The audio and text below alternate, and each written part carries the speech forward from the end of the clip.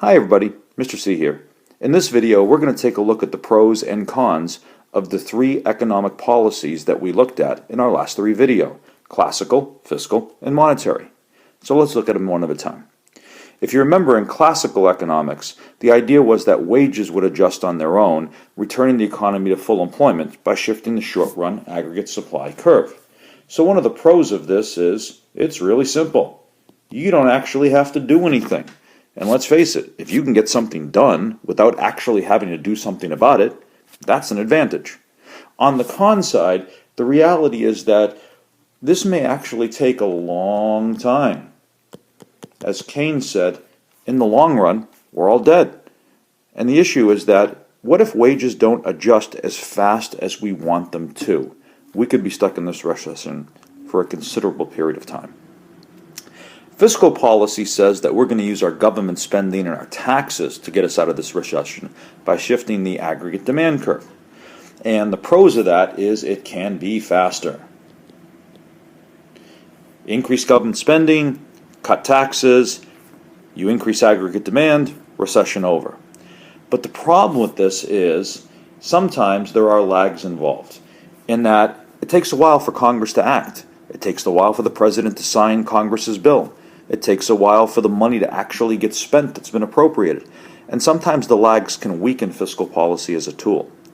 The other issue has to do with the fact that in order for the government to do all this spending, especially if it's cutting taxes, it's going to have to borrow money. And borrowing money means that they're going to have to go to the loanable funds market. And when the government borrows all this money, they increase demand for loanable funds and cause interest rates to rise. When interest rates rise, this can make it harder for private businesses to borrow money when they need to borrow money to help grow. We call this crowding out. And the idea being that when the government enters the market to do the spending, it crowds out the smaller private businesses that would have spent if the government didn't. The third is monetary policy.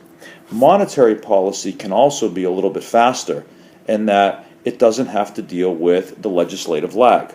So, less lags. And the reason why is because Congress isn't involved. The Federal Reserve can act whenever the Federal Reserve wants to act. It doesn't actually need anybody's permission. So, that's a great advantage. But the disadvantage is what we call the horse to water argument. You've probably heard the old phrase, you can lead the horse to water, but you can't make him drink. That's very true when thinking about monetary policy. The Federal Reserve can do all these things to help stimulate the economy, like lowering interest rates because they increase the money supply. But what they can't actually make people do is borrow the money and spend. What they can't actually make banks do is lend if the banks don't want to lend, even if interest rates are really low. So as a result, we use the old adage, you can lead the horse to water, but you can't make him drink. That's it for today. Thanks everybody. Bye-bye.